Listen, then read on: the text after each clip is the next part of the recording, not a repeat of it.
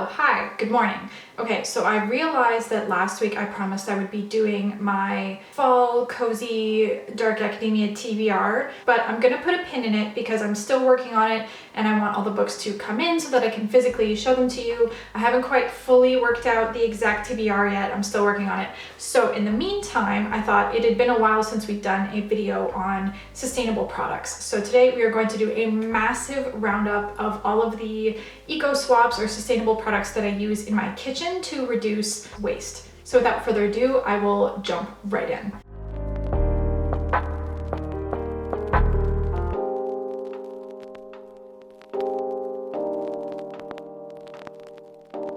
So the first product I have to talk about is a zero waste staple, and this is the stasher bags. So this is a reusable silicone bag and it acts as a sort of replacement to Ziploc bags. And I love this because I was an avid user of Ziploc bags before I got these, and it has completely eliminated Ziploc bags from my life. I no longer need them because I have this. They are freezer safe, they are microwave safe, and they are dishwasher safe. And I love these. They've lasted me for years now. They work really well. They haven't broken down on me. I've heard that some other silicone bags have fallen apart on people and that these are the best quality. I can't attest to that because these are the only ones I've tried, but so far it's been a great experience and I would recommend them. Next up, we have food huggers. So I have a set of 4, one of them's in use, so I don't have it with me right now, but these are just little silicone lids that you can put on top of jars, cans, on top of fruit or vegetables in order to keep them fresh. And I really love using these. It's a great alternative to plastic wrap,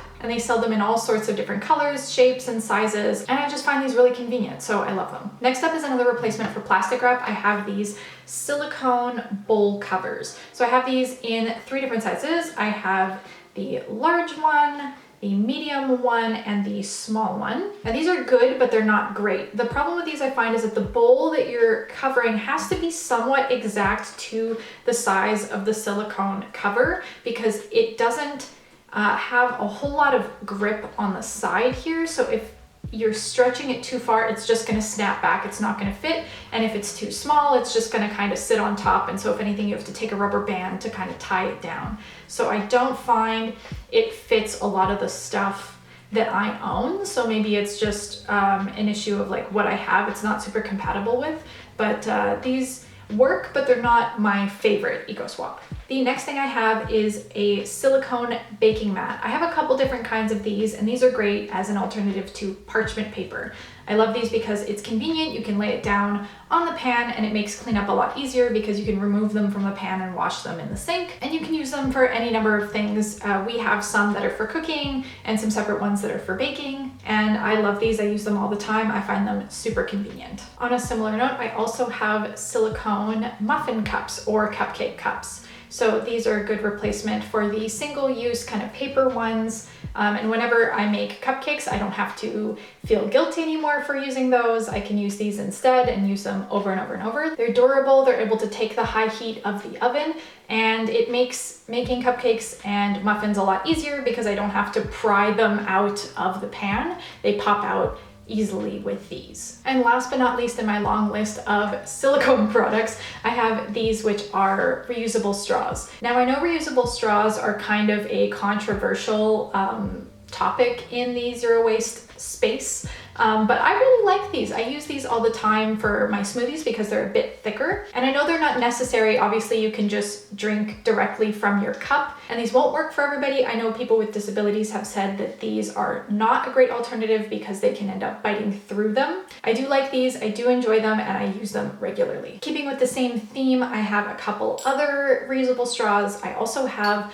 large metal ones, which again, I use for smoothies. I have thin metal ones, which I use for coffee and other drinks like soda. And I have one plastic one, which came with a mason jar. And this one I don't use often, but my mom uses all the time. And then I just have different size brushes to clean out the straws with. So again, not a necessary purchase or product for everyone, but for me personally, I like them and I use them regularly, so I think they're worth it. The next thing I have, of course, is the classic Beeswax Wraps. So these ones are from the company Abigo. So I have a couple different sizes, a large size, medium size and small size. I also have an additional pack of 6 small size that I haven't opened yet. Now this may go against popular opinion, but these are not my favorite. They are useful for some things, like I find them pretty good for covering cans, but something like cheese, for example, I find it doesn't keep it fresh enough because the seal isn't tight enough.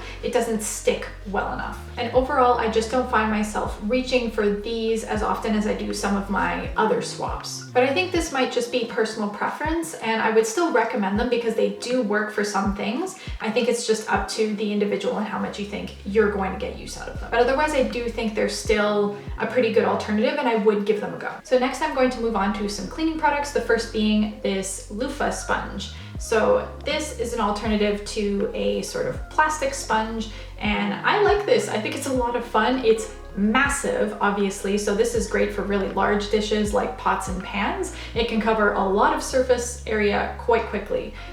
It's not great for small detail cleaning or trying to get into small spaces, obviously, but you could cut up the sponge if you wanted to. I just have elected not to for the moment because I'm worried it's going to fall apart.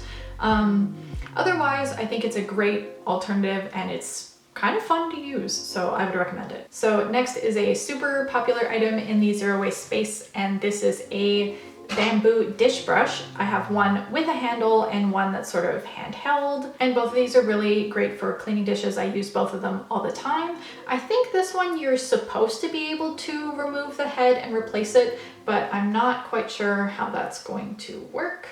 I know some versions of these can do that, but this one I'm not sure if I'll be able to do that, but I will give it my best shot. Otherwise, I can disassemble it and recycle the metal pieces and then compost the bamboo. Both of these are a great alternative to plastic dish brushes, and I love them. Last but not least, for the cleaning products, I also have this Walnut scouring pad, which I got from the brand Full Circle at Bulk Barn. Again, this is a great alternative to plastic scouring pads, and once I'm done with it, I can throw it in the composter. This works really well. It works the same way. It's almost exactly the same texture. I honestly wouldn't know the difference otherwise, and I think it's great, so I would recommend these. So I lied, and I actually have one more cleaning product. This is the Dr. Bronner's Pure-Castile soap in the unscented version. And I know technically this isn't zero waste because it does come in a plastic container, but I have heard such great things about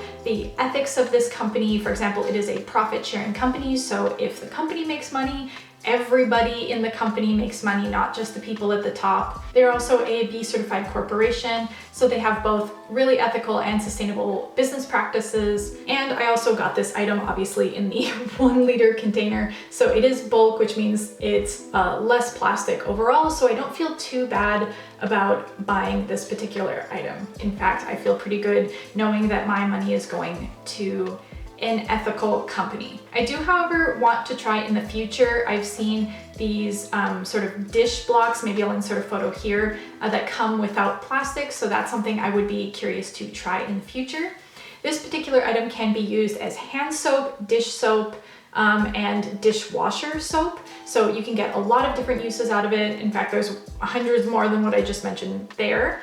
But that's my intended use for it, is more of a kitchen cleaning product. Moving on, I have a last few items, and these are related to drinks. So the first one I have here is a silicone tea ball. So you just take your loose leaf tea and you can put it in this ball and then put it in your cup and allow your tea to steep and infuse. These are great because it's an alternative to tea bags. Tea that comes in a bag already, because often not every element of a tea bag is compostable or recyclable. I think this is a really great way to do tea because you can buy your tea in bulk and then just put it in here, so it's not so this is a really great alternative for that. Similarly, I've seen tea infusers like the one that comes with this cup from David's Tea. So you can put your tea in here, allow it to steep in the cup, and then remove it when it's done steeping.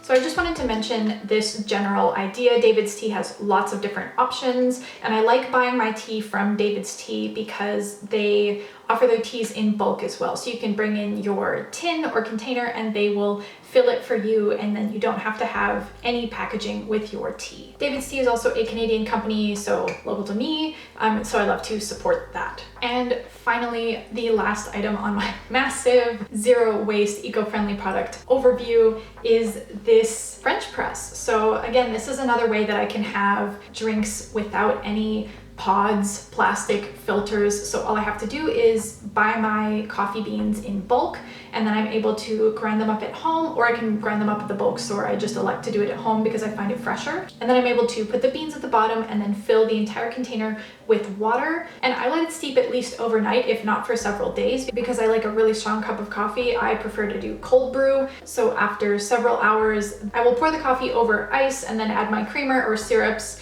And that is how I make my coffee. And if you would like me to do an entire video on how I make my coffee, I would be more than happy to do that. And there we go. So those are all of the products I wanted to mention today. I know this was really rapid fire. So if you want more information on all of these products, I will link below a specific blog post that I did on most of these. I think I will be doing a part 2 to cover the rest of them. I've also linked all of the products below, or in some cases I've linked similar alternatives. But yeah, please let me know what you thought of this massive roundup. Please let me know if you've tried any of these products, or if you've tried other products that you think that I should use. Please let me know all of your thoughts. I'd be happy to hear them. And until next time, I will see you later. Bye.